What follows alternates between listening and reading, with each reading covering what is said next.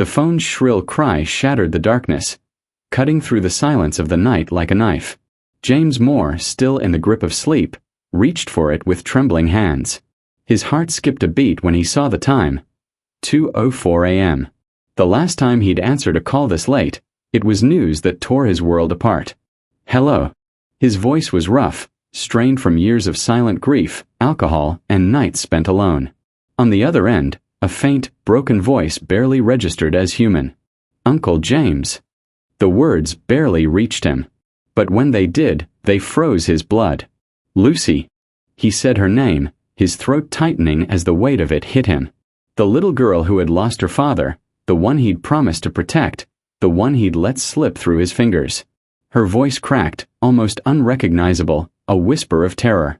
"Uncle, I'm scared. Mommy's gone. I'm alone." The line went dead. James's heart hammered in his chest as the phone slipped from his hand. He stared at it for a moment, his breath caught in his throat. The promise he made to his brother years ago echoed in his mind. "If something happens to me, you'll take care of her. Promise me." 2 years. 2 years of guilt, of distance, of losing touch. And now this. "Not again," he muttered to himself. He threw the covers off and jumped out of bed. Every muscle in his body screamed in protest, but there was no time to think, no time to breathe. His brother's death had taken everything from him. And now it was going to take him again. Only this time it wasn't his fault. This time he was going to make things right.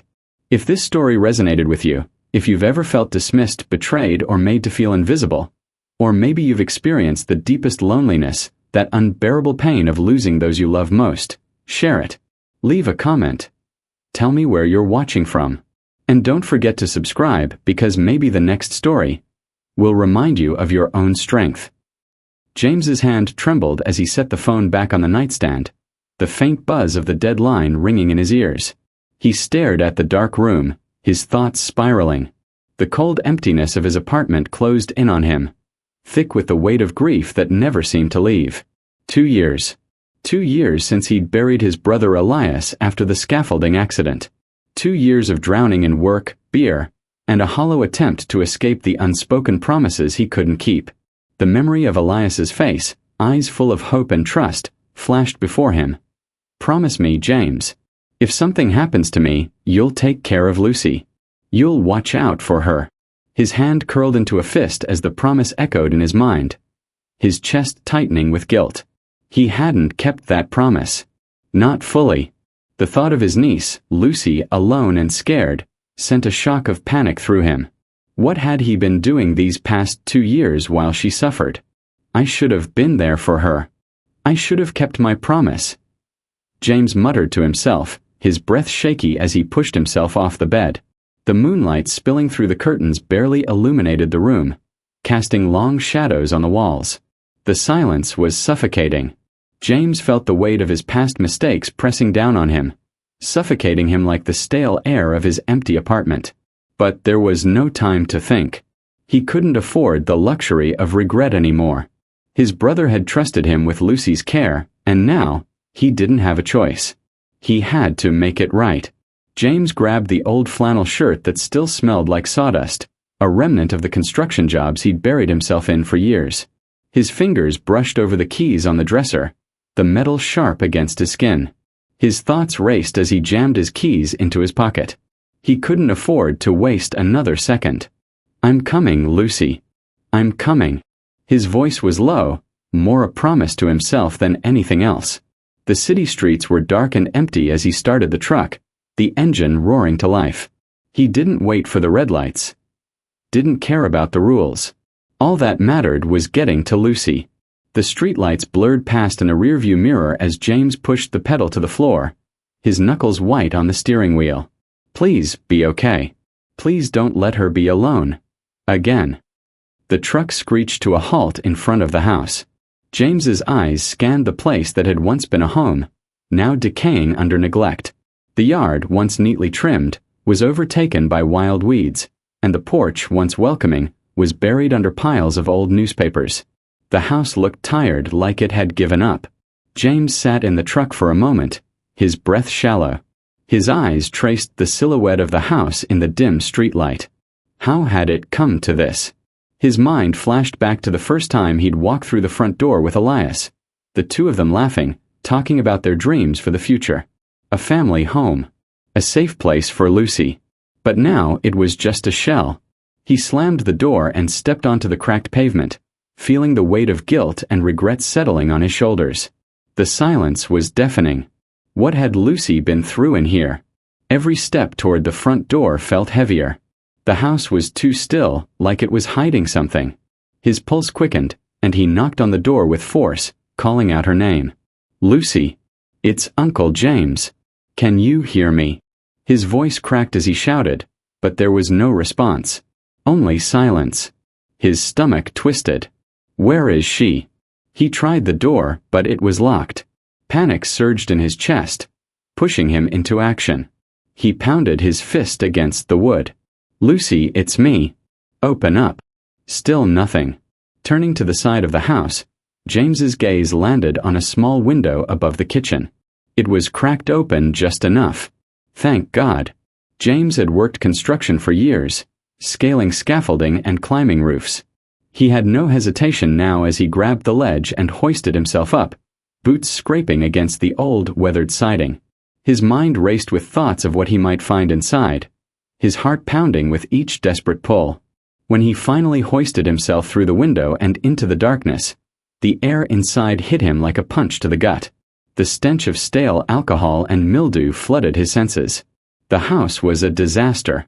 Empty beer bottles lay scattered across the floor, clothes piled in corners like forgotten remnants of a life that no one cared to clean up. The smell of neglect and decay clung to everything. Lucy. James's voice echoed through the hollow rooms. He moved quickly, the beam of his phone's light cutting through the darkness, scanning for any sign of her. He reached the living room. There, curled up on the floor, lying motionless in the shadows, was Lucy. Lucy. He rushed to her side, dropping to his knees.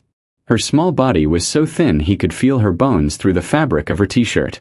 Her face was pale, almost gray, and her lips were cracked.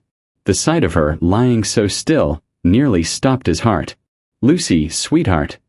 Can you hear me? His voice trembled as he gently touched her cold skin. She flinched, her eyes fluttering open. When she looked up at him, he saw the same deep brown eyes as his brother's. But now, they were filled with fear and emptiness. Uncle James. Her voice was barely a whisper. You came. He felt a lump form in his throat, his hands shaking as he pulled her into his arms. She was so light, so fragile. It was as if the little girl who had once been full of life had disappeared, replaced by something broken. I'm here, Lucy. I'm here now, James whispered, his voice thick with emotion. You're safe now. James's breath caught as the door slammed open behind him. His heart skipped a beat, and his body stiffened. He turned around slowly, the weight of his niece in his arms making every movement feel heavier. In the doorway stood Jessica, her face illuminated by the streetlight outside, her silhouette framed in the doorway like a shadow from James's past. She was wearing a tight black dress, makeup flawless, but there was something cold about her expression, something sharp in her eyes. What the hell do you think you're doing in my house? Jessica's voice was venomous, filled with a mix of disbelief and rage. James's grip on Lucy tightened as he stood, slowly turning to face her. The sight of her, so poised, so put together, while her daughter lay in his arms, broken and frail, made his blood boil. Lucy is starving, Jessica. What the hell happened here? James's voice was low but seething with fury. Jessica stepped forward, her heels clicking against the floor. She didn't flinch. She's fine. Just being dramatic. Kids do that. She glanced at Lucy, who was now buried in James's arms, eyes wide and terrified. James's blood ran cold. Dramatic.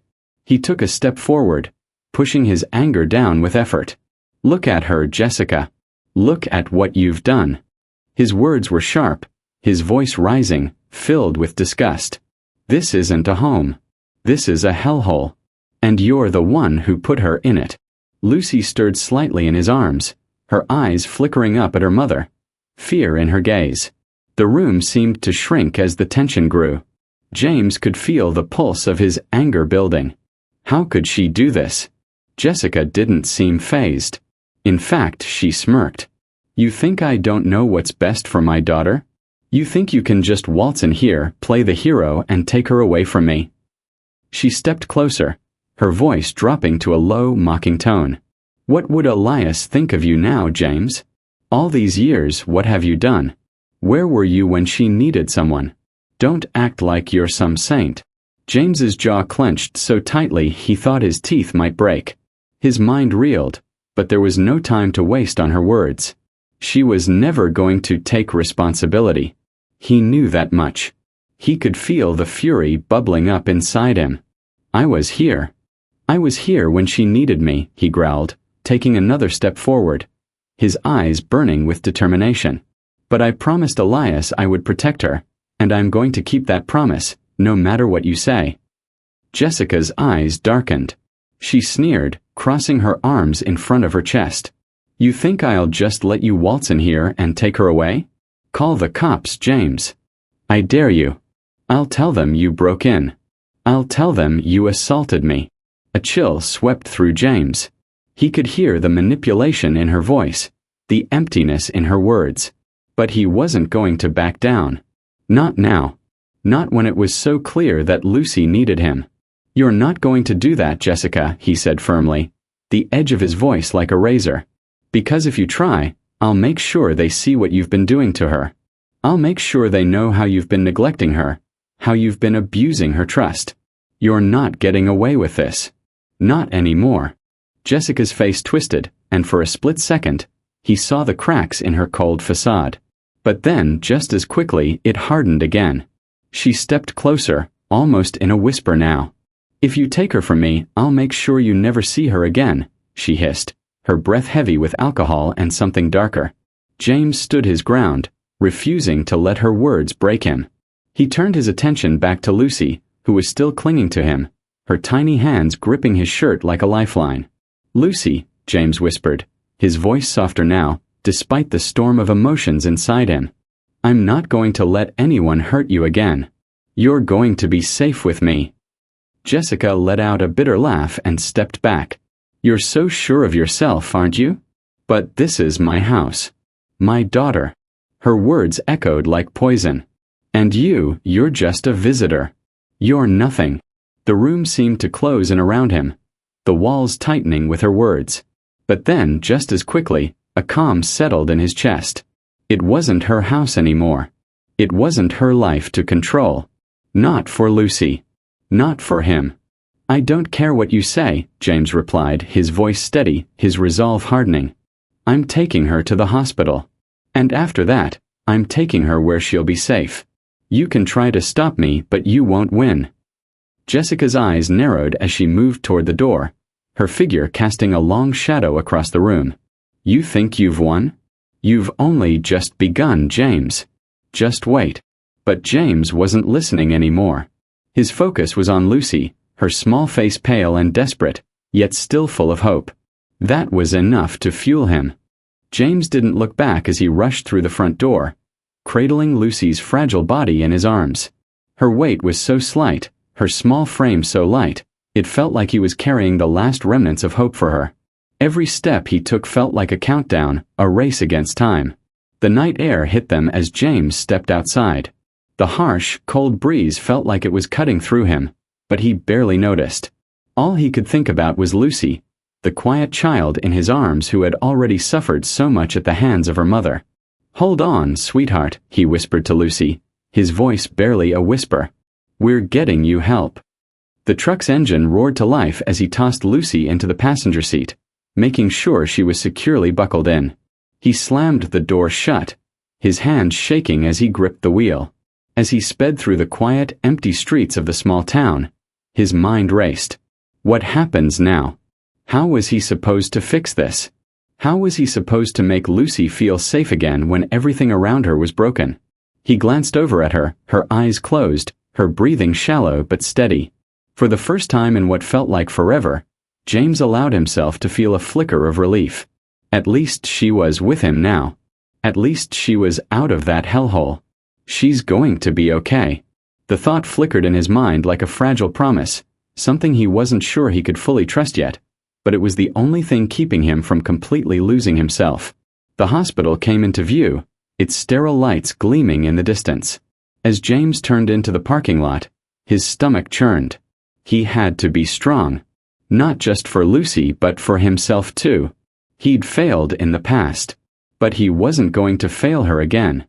James's boots clacked sharply against the sterile tile floor of the emergency room as he carried Lucy to the triage desk. His heart thundered in his chest, but he kept his breath steady, focusing on the weight of her body in his arms.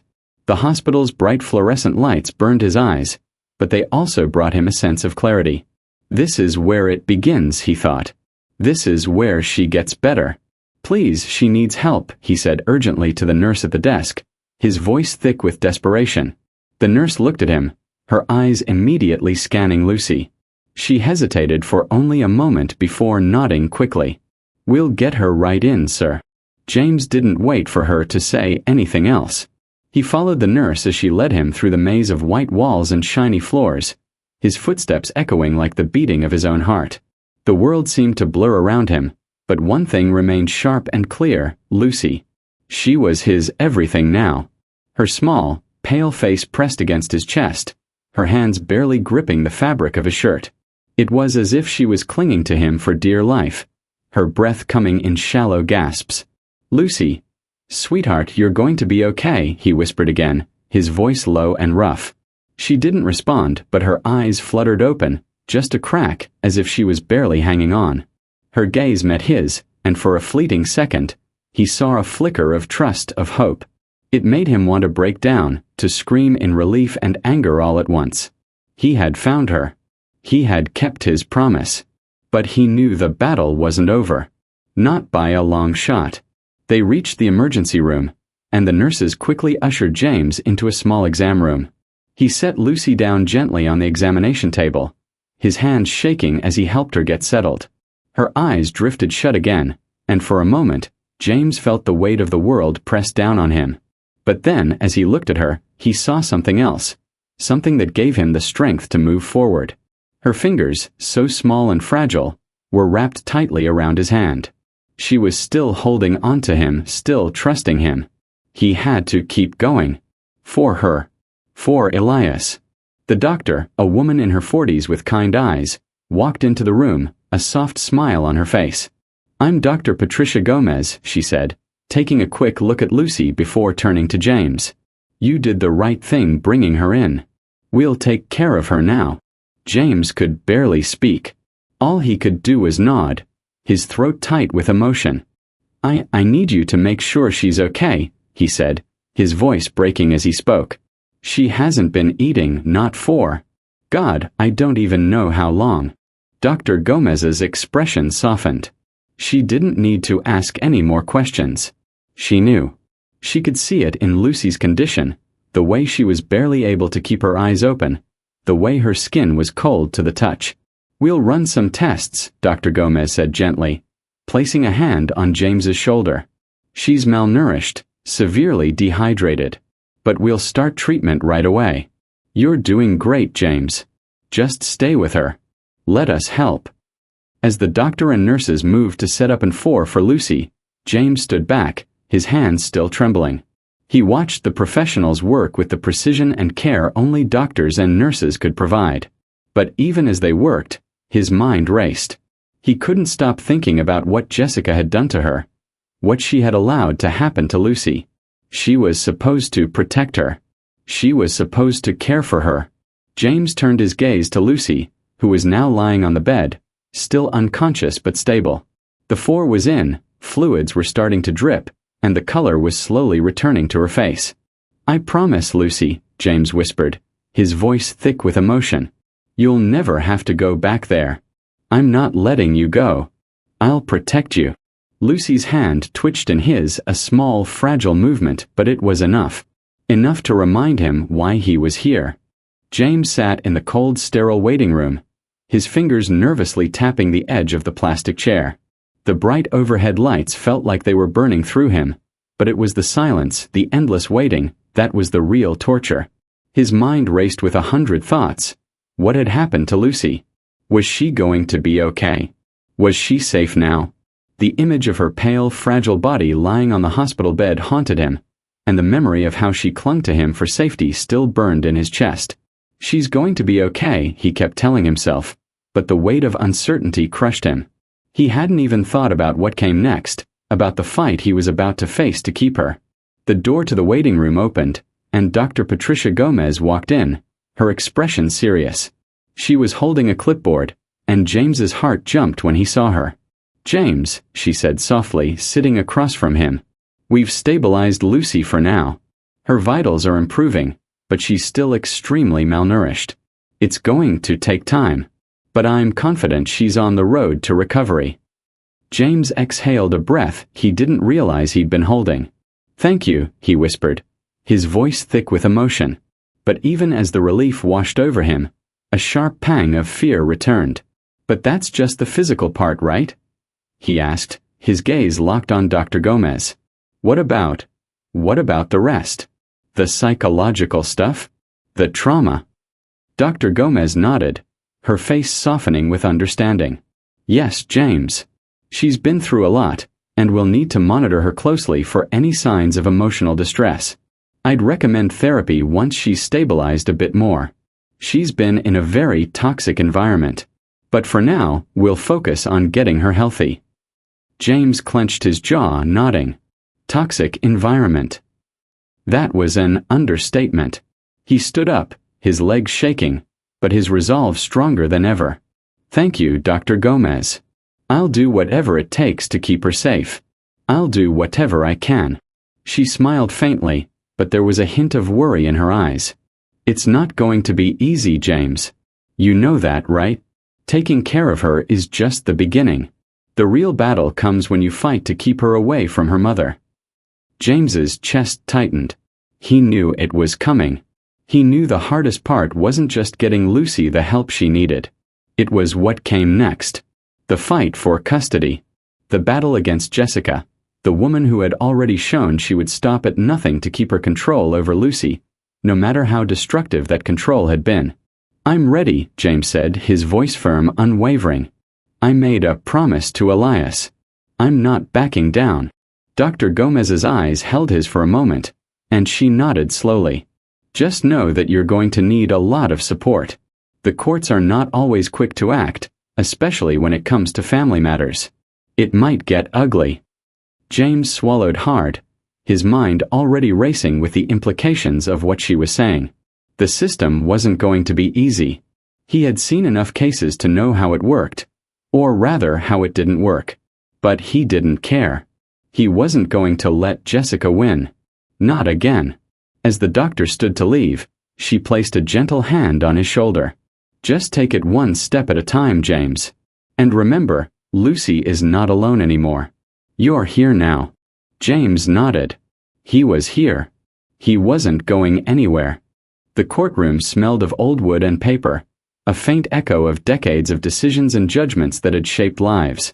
James sat at the defendant's table, his fingers clenched around the edge, his pulse racing as he stared ahead at the judge's bench. He had done everything he could to prepare. Gathered evidence, contacted witnesses, sought legal advice. But nothing could prepare him for this. The silence in the room was suffocating. His lawyer, a middle-aged man named David Chun, was shuffling through his papers, looking like a man who had seen this type of case 1,000 times, yet still lacked the fire that James needed. James's eyes flicked to the other side of the room where Jessica sat with her lawyer, a slick man in an expensive suit. She looked almost too calm, a thin, almost imperceptible smile playing on her lips. James clenched his jaw, fighting the urge to get up and walk over to her, demand that she face the consequences of what she'd done to Lucy. But he couldn't. He had to be patient. He had to fight this the right way. Jessica's lawyer glanced at him with a look of superiority, a thin smirk that made James's blood boil. "You've already lost, James," the look seemed to say. But James refused to give in to the venom that was swirling inside of him. Not now. Not in front of the court. The judge, a stern woman in her 60s named Judge Patricia Walsh, banged her gavel and called the court to order. The room grew deathly quiet as she looked over the case files before her. "This is a custody hearing for Lucy Kane," she began, her voice calm but firm. "Mr. Hale has petitioned for temporary custody, and Mrs. Kane, the mother, has contested it." Jessica's lawyer stood up, smooth and practiced. "Your Honor, we contend that Mr. Hale has not had an active role in the child's life for the past 2 years. We have concerns about his ability to provide a stable home environment for Lucy. He is not her primary caretaker, and we believe his sudden involvement is in bad faith, driven by a desire to undermine my client." James's stomach tightened at the words. He could already hear the seeds of doubt being planted in the judge's mind. Bad faith. That was the game they were playing. He knew they would try to twist the narrative, try to paint him as an absent, unfit guardian. But they didn't know him like his brother had. They didn't know the promise he had made. David Chun stood up beside him, adjusting his tie before he addressed the judge. "Your Honor, my client may not have been as involved in Lucy's life these past 2 years, but he is here now, and he is willing to do whatever it takes to provide a stable and loving home for her. The circumstances surrounding Lucy's current living conditions are disturbing and suggest a pattern of neglect." The judge raised an eyebrow but said nothing, waiting for the opposing side to respond. Jessica's lawyer stood, clearly ready to fight. "Your Honor, my client, Mrs. Kane, has been under extreme personal distress following the death of her husband. She has been doing her best to care for Lucy while managing her grief. Yes, there have been some setbacks, but nothing that warrants removing her daughter from her custody." The word stung, and James's mind flashed back to the state of the house. The empty bottles, the broken toys, the food left to rot. Grief didn't explain any of that. But he didn't speak out. Not yet. Jessica's lawyer continued, spinning a narrative of a grieving mother trying to hold everything together. "Mrs. Kane has made significant strides in her recovery, and she's willing to attend parenting classes to ensure that Lucy's needs are met. She is not a criminal, Your Honor. She is a mother doing the best she can under difficult circumstances." James's heart thudded painfully in his chest. Best she can. How could anyone, mother or not, let their child suffer like that? But he knew what the lawyer was doing. He was painting a picture of Jessica as a victim. The poor, struggling mother. He couldn't let that stand. The judge turned her attention to James, her stern gaze cutting through the courtroom. "Mr. Hale, what can you provide in terms of evidence that Mrs. Kane is unfit to care for Lucy?" James swallowed, his throat dry. This was it. The moment he'd been dreading and preparing for. He stood up, his legs slightly unsteady, but his resolve stronger than ever. "Your Honor, I have evidence of neglect," he began, his voice steady but filled with emotion. "I've witnessed it firsthand. I found Lucy in her home, starving, malnourished, and alone. This isn't about grief. This is about a mother who has failed to protect her child. A mother who has been using her daughter's survivor benefits to fund her own lifestyle while Lucy went without food, without care." He paused, locking eyes with Jessica, who refused to meet his gaze. "I have medical records, I have testimonies from neighbors, and I have photos showing the state of the house. None of it is acceptable. I don't want to take Lucy away from her mother. I want to give her a chance to have a future, to have a life where she doesn't have to fear that she'll be abandoned again." The courtroom fell silent. James could feel the weight of everyone's eyes on him. He had said what needed to be said, but the fear of whether it would be enough gnawed at him. David Chun picked up the evidence folder and handed it to the judge. "These are the records from Lucy's emergency visit. They confirm everything Mr. Hale has said about her condition." Jessica's lawyer immediately objected. "Your Honor, these documents are biased. They're one-sided and don't tell the full story of what Mrs. Kane has been through." The judge held up a hand, silencing the room. "I will consider all evidence, but I remind you that this is a hearing for Lucy's well-being. We will proceed based on what is best for her." James held his breath. The decision was coming soon, but he knew that the Rayall fight was only just beginning. The courtroom felt like it was closing in on James. The walls, the faces of the lawyers, the spectators, all seemed to blur as the final moments of the hearing loomed closer. His heart pounded in his chest, each beat feeling louder than the last. He could hear the ticking of the clock on the wall, the soft rustle of papers as both sides waited for the judge's final decision.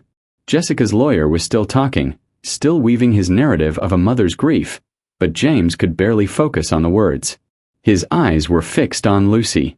She had fallen asleep in his arms, her small body exhausted from the ordeal. Her breathing was slow but steady, and for a moment, James allowed himself to believe that this would be the moment everything changed for her. But would it? The courtroom fell silent again as Judge Walsh looked over the evidence. Her face was unreadable, but James could feel the weight of the decision bearing down on her. The truth was clear to him. He was her best shot at a safe life, but the system was messy, complicated, and full of loopholes. He had to trust that the judge would see what was at stake. Finally, Judge Walsh cleared her throat and adjusted her glasses. She looked up at both sides, her voice calm but heavy with authority. After reviewing the evidence presented in this case, I find that there is sufficient proof of neglect and emotional harm in this child's current living situation. Mrs. Kane has not provided adequate care for Lucy and has allowed her daughter to live in unsafe and unhealthy conditions. This court cannot, in good conscience, allow Lucy to remain in such an environment. James's heart skipped a beat. He wasn't sure he had even exhaled until the judge continued. Therefore, I am awarding temporary custody of Lucy Kane to her uncle, James Hale. I am also ordering that Mrs. Kane attend mandatory parenting classes, substance abuse counseling, and undergo regular home visits by a social worker. The court will monitor this situation closely. Any further violation of these conditions will result in a permanent change in custody. The weight of the decision fell on James like a wave crashing into the shore. His hand shook, but the relief, so overwhelming, made it hard to breathe. Jessica's face twisted, her jaw clenched so tightly that James feared she might break something. She shot him a look filled with venom, her lips pulling back in a sneer. "This isn't over," she hissed, standing up and gathering her things. James met her gaze, his own face cold with resolve. He didn't respond. There was nothing more to say. He had won and it was over for now. James sat in his truck, the engine turned off, but the cold air still creeping in through the cracked window. Lucy was asleep in the passenger seat, her body wrapped in a blanket he'd found in the back of the truck. He'd taken her to his small, modest house just outside of town after the court hearing, and now the silence in the car was deafening. He stared out the windshield at the empty road ahead. His thoughts were a swirling mix of disbelief and exhaustion. The weight of what had just happened settled on him like a mountain. He had won, but for the first time, the victory felt hollow. The court had granted him temporary custody, but that didn't mean the fight was over. Far from it. Jessica wouldn't just walk away. She would fight for Lucy. James knew that with every fiber of his being. And even though he'd gotten what he wanted today, the reality was this: nothing about Lucy's future was certain. He looked at her again, her small face resting against the side of the seat, completely unaware of the storm that was still looming. Will she ever be okay? James thought, his heart aching. The little girl had been through too much for her age, had seen things no child should. And yet she had clung to him, trusted him in a way he hadn't expected. Her fragile form in his arms that day, the way she had looked at him. There was something in those eyes, something that told him she believed in him. That's why he couldn't back down now. He'd made a promise to Elias, and he wasn't going to let Lucy slip through his fingers. But can I really protect her from everything? James shook his head, as if trying to shake away the thoughts. There was no time for doubts. The next steps were clear. He had to find a way to make his temporary custody permanent. He had to make sure that Jessica couldn't hurt Lucy anymore. A few minutes later, he pulled into the driveway of his house. The small, humble building was nothing like the house Elias had dreamed of, but it was a place where Lucy could be safe. He turned off the engine and sat in the truck for a few seconds longer, his hand gripping the steering wheel. The world outside felt impossibly still. James barely slept that night. The house, small and quiet, seemed suffocating despite the comfort of having Lucy safe under his roof. Every creak of the floorboards, every shift in the shadows, brought him back to the harsh reality of what lay ahead. The victory in court was only temporary. Jessica wouldn't give up that easily. Lucy had been asleep for hours, tucked under the same blanket he had draped over her in the truck. She looked peaceful, but the sight of her so fragile made James feel like the weight of the world was on his shoulders. He'd promised Elias. He'd promised to protect her, and now he was the one holding her future in his hands. But what if I'm not enough? He ran a hand through his hair, his thoughts racing. He had to fight for her. He couldn't let her slip away, not after everything she had been through. The system would try to protect her, but he knew the truth. Sometimes the system failed. He had to be her advocate, her protector. The early morning light seeped through the cracks in the curtains, casting a pale glow across the room. James stood up and walked to the kitchen, his movements automatic. The coffee pot gurgled as it brewed, the steam rising in soft curls. It was a ritual he had done 1,000 times before, but today it felt different. Every little thing in the house, every moment of routine, felt like it carried the weight of his new responsibility. How do I make her feel safe again? As the coffee dripped, James walked back to the living room and sat down on the couch, running his fingers over the fabric, worn from years of use. The silence in the room was broken only by the quiet hum of the refrigerator, but it felt loud in his ears, deafening. His mind wandered back to the courtroom, to the moment when Judge Walsh had granted him temporary custody. The feeling of victory had been fleeting. Even as he'd walked out with Lucy in his arms, the doubt had settled in his chest like a stone. What now? What was the next step? He had a lawyer, David Chun, a family lawyer who had helped him navigate the court system. But even David's optimism couldn't quell the storm of uncertainty in James's mind. The legal process was slow, and Jessica was not the kind of woman to give up without a fight. I need to be ready for everything. His thoughts were interrupted by a soft voice from the doorway. Uncle James. James turned to see Lucy standing there, her small frame wrapped in a blanket, her messy hair falling into her face. Her eyes, wide with uncertainty, locked onto his. She looked fragile, but there was a quiet strength in her that reminded him so much of Elias. Lucy, sweetheart, James said softly, his voice breaking as he rose to meet her. He bent down to her level, kneeling so he could look her in the eyes. I'm here, he said gently, brushing her hair out of her face.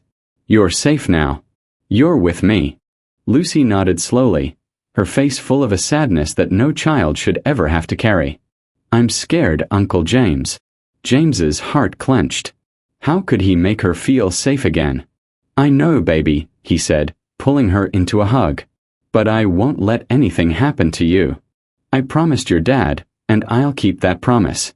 You don't have to be scared anymore.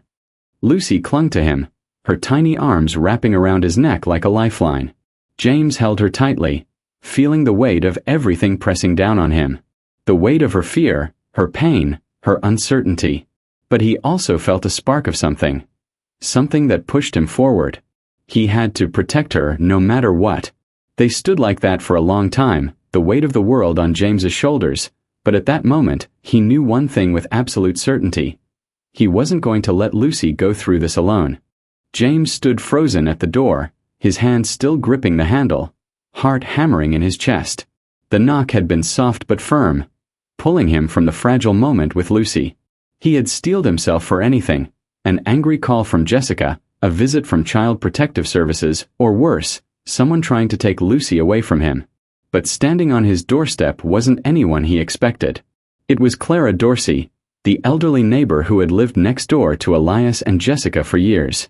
Her arthritis was evident as she leaned heavily on the walking stick, but her sharp eyes, the same eyes that had seen everything, were focused and intense. James, she said softly, her voice raspy but kind, like a familiar song from the past. I know it's been a while, but I needed to talk to you. James blinked, still processing the sight of her, standing there on his doorstep, her frail body supported by the cane but her presence commanding.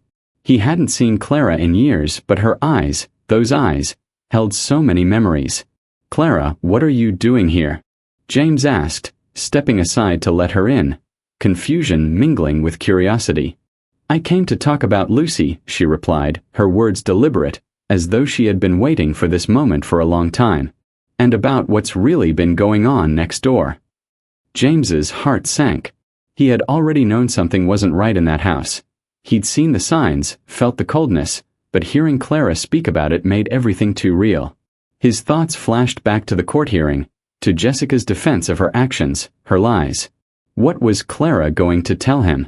"Come in," he said, gesturing toward the small living room. "Let me get you some tea." Clara shook her head, her eyes scanning the room, lingering on Lucy, who was now playing with her stuffed bear on the couch.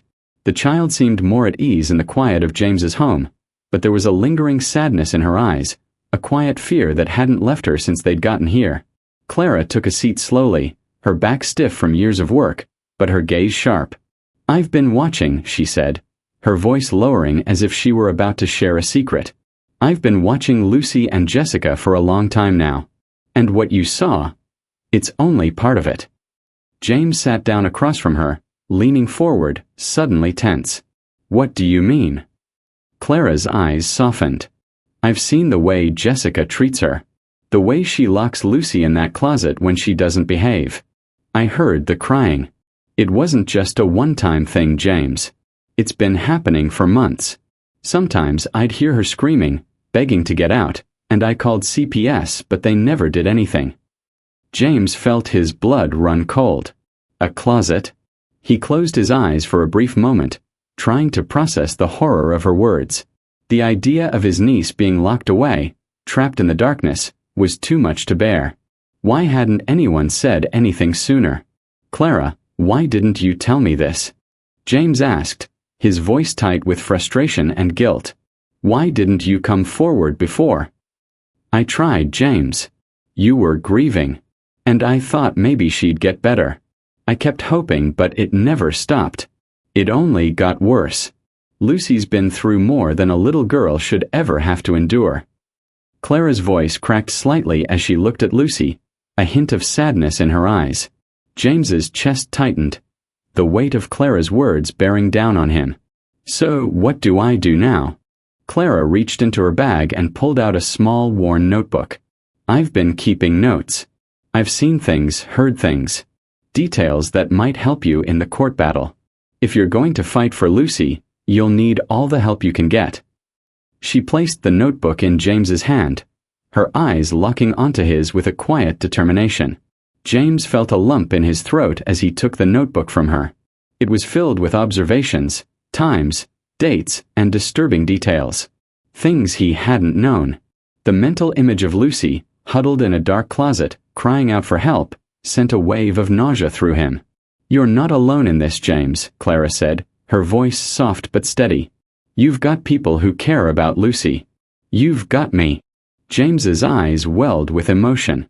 He had been running on adrenaline, on anger, on the desire to protect Lucy, but he hadn't realized how much he needed this. How much he needed people who cared. "Thank you, Clara," he whispered, his voice thick with gratitude. "I don't know how to thank you." Clara gave a small smile, her face worn by age but full of strength. "You don't need to. Just do what's right for her. Protect her from that woman." The days following Clara's visit felt like a blur. James barely slept, barely ate. Every free moment was spent going through the notebook she had given him, meticulously examining the details she had written down. Dates, times, descriptions of the things Lucy had endured. He had to use everything. Every piece of evidence. Every moment of Clara's observations. The case was far from over, and he knew that Jessica would not back down easily. He could feel it in his bones. This was going to be a long, hard fight, and he wasn't prepared to lose. The next court date was approaching, and the weight of the responsibility was crushing. But the more he read through the notebook, the more determined he became. The truth was on his side. He had to stay focused. But it wasn't just the courtroom that haunted him. Every time he looked at Lucy, his heart twisted. The little girl who had come to him with nothing but fear in her eyes. She was trying, he could see it. Smiling more, playing more, but every so often he would catch that look in her eyes. That look of someone who had seen too much for her age, too much for anyone. One evening, as the sun dipped below the horizon and the shadows grew long across the room, James sat on the couch with Lucy. She was playing with a coloring book on the coffee table, her small hands gripping the crayons with intensity. "Lucy, honey," he said softly, his voice quiet as he watched her. "How are you feeling?" "Really?" She paused, her crayon hovering above the paper for a moment, as if considering his question. Then she set the crayon down and looked up at him. There was a long silence between them. "I'm okay," she said softly, her voice so small it broke his heart. "But sometimes I get scared." James's heart tightened. He had known, of course. He had known she was scared. But hearing it out loud, hearing her say it, was like a punch to the gut. "Why are you scared, sweetheart?"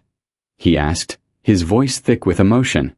Lucy's eyes flickered to the window to the street outside. "Mommy says I have to stay quiet, or she'll send me away like Daddy did." James's throat clenched. Send me away like Daddy did. Elias's death. The scaffolding collapse. He could still hear Lucy's voice the night she had called him, filled with fear. She had been alone, scared, abandoned in the same house where she had once felt safe. James reached across the table, his hand trembling as he gently took Lucy's small hand in his. "Lucy, I'm never going to let that happen to you. You're safe with me. You're not going anywhere. Not ever." Lucy looked up at him, her wide brown eyes filled with a mix of confusion and hope. "Really?" she whispered. James nodded, his voice firm, yet filled with warmth. "I promise. You're going to be okay. No matter what, I'm going to make sure of that."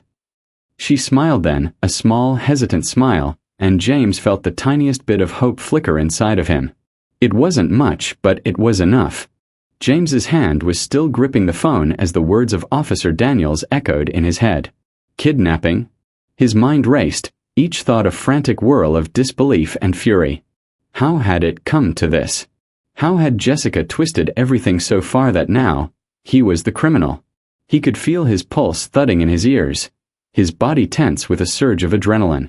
He had just fought for Lucy's safety, fought to make sure she wasn't sent back into the arms of someone who had failed her. And now Jessica was going to use the law against him. The battle was no longer just about custody. It was about proving that he wasn't the threat. She was. James sat down heavily at the kitchen table, his mind scrambling for a plan. What could he do now? He knew Jessica. He knew her well enough to understand that she would stop at nothing to keep Lucy in her grasp, no matter the cost. But he also knew one thing for sure. He was not going to let her win. Not after everything Lucy had been through. Not after everything he had promised. He took a deep breath, trying to steady himself. He couldn't let the panic take over. He had to keep his head clear, focus on what was important, Lucy's safety. And if he was going to get through this, he needed help. He grabbed his phone again, dialing David Chun's number, his lawyer, the only person he trusted to help him navigate the mess Jessica was creating. The phone rang 3 times before David picked up. "James." David's voice was groggy, but there was an underlying urgency in it that told James everything he needed to know. He wasn't alone in this fight. "David, Jessica. She's filing a restraining order. She's accusing me of kidnapping Lucy." There was a long pause on the other end, but James could practically hear the wheels turning in David's head. "Kidnapping," David repeated, his voice now sharper. "This is exactly what I was afraid of. But James, we have to act fast. This could be her last-ditch effort to regain control." "I can't let her get away with this," James said, his voice low but firm. "I need to make sure Lucy's protected, no matter what. I need to keep her away from Jessica." "I'm on it," David replied immediately. "But we need more evidence, James. We need to show the court the truth, what Lucy has gone through. You have Clara's testimony, the medical records, and the witnesses. That's what we'll use to prove Jessica's neglect." James nodded to himself. David was right. The truth was on his side. It had to be enough. The question was, would the court believe it? "I'm going to keep fighting, David," James said, his voice hardening with resolve. "I won't let her take Lucy from me. Not now, not ever."